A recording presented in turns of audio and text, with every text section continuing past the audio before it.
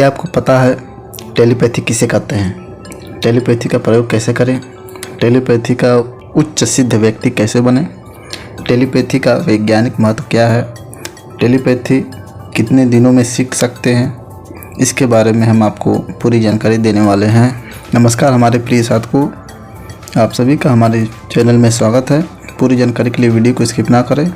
मैं आपके लिए आज टेलीपैथी साधना लेकर आया हूँ। यह एक योग कृत्य है, इसमें मंत्र तंत्र यंत्र कुछ भी नहीं है, मात्र आप ही की शक्ति कार्य करती है।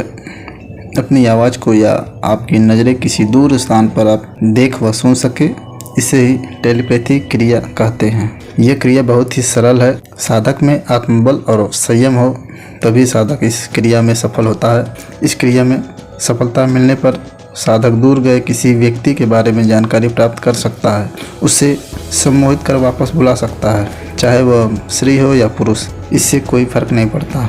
अगर साधक अपने घर से दूर किसी शहर में रहता हो तो वह अपने घर की पूरी जानकारी अपने आँखों से और कान से सुन सकता है। अगर उसकी पत्नी उससे छलावा करती हो तो वह किसी भी समय उस पर नज़र रख सकता है। यह सभी चीज़ें आप अपने आँखों से देख सकते हैं, चाहे आप दुनिया के किसी भी कोने में हो, इससे कोई फ़र्क नहीं पड़ता है। आइए जानते हैं टेलीपैथी साधना करना कैसे है। यह क्रिया आप रात के समय जब खाना खा के सोने जाते हैं, उसी समय बिस्तर पर ही आपको सोकर शवासन में ही करना है। ध्यान रखें, एकांत स्थान पर ही सोएं। अगर आपको लगे कि 10 बजे करेंगे, 1 बजे या 4 बजे करेंगे, तो आप अपने समय के अनुसार निर्णय ले सकते हैं। कभी भी किसी भी समय चलेगा। बिस्तर पर पीठ के बल सो जाएं, दोनों हाथ पैर कुछ दूरी बनाकर रखें, पलंग या ज़मीन पर ही सोएं। अब आप पूरे शरीर को ढीला छोड़ दें। अब आंखें बंद करके अपने मन को एकाग्र करें और अपने मन में यह विचार करें कि मेरे पैर निष्क्रिय हो गए हैं, इसमें अब कोई जान नहीं है, इसे हिलाना भी चाहूँ तो भी नहीं हिलेगा। इस तरह पैर से लेकर सिर तक एक एक बारी बारी यह क्रिया सोचना है।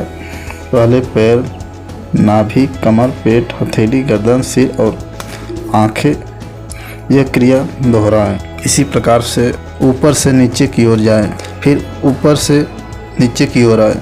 ऐसा ही आपको 3-4 बार करना है। इसके बाद आप 7 बार गायत्री मंत्र का जाप करें अपने मन में ही। ये क्रिया करने से आप देखें कि आपका श्वास की गति धीमा हो जाती है। यह योग में महत्वपूर्ण भूमिका आपका ही श्वास का है।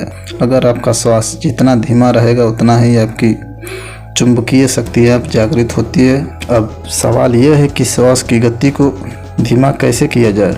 इसका इलाज है आपका विचार, या मन भी कह सकते हैं। इस अवस्था में अगर आपका मन एक ही जगह टिका है तो यही काम करता है। बहुत से साधक के मन में विचार आ रहे होंगे कि जब सोचना ही बंद कर देंगे तो यह टेलीपैथी साधना करेंगे कैसे।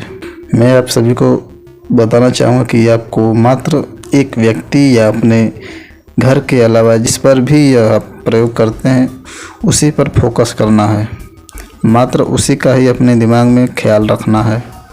तो चलिए अपने मुद्दे पर आते हैं। गायत्री मंत्र जाप के बाद अब जिस व्यक्ति की जानकारी लेना हो उस व्यक्ति के स्वरूप को अपने नज़रों के अंदर उतारने का प्रयास करें। ध्यान रखें आपकी आंखें बंद ही रहे। सर्वप्रथम इस अवस्था में आने के बाद आप अपने घर के दरवाजे को नज़र में लाएं। धीरे धीरे घर के अंदर चारों तरफ देखते हुए जाएं। आपको ऐसा ही सोचकर कल्पना करनी है। जितनी आप अपने नज़रों में साफ स्पष्ट किसी भी वस्तु या व्यक्ति को उतारेंगे उतना ही साफ आप देख पाएंगे। आपको इसका अभ्यास करना होगा।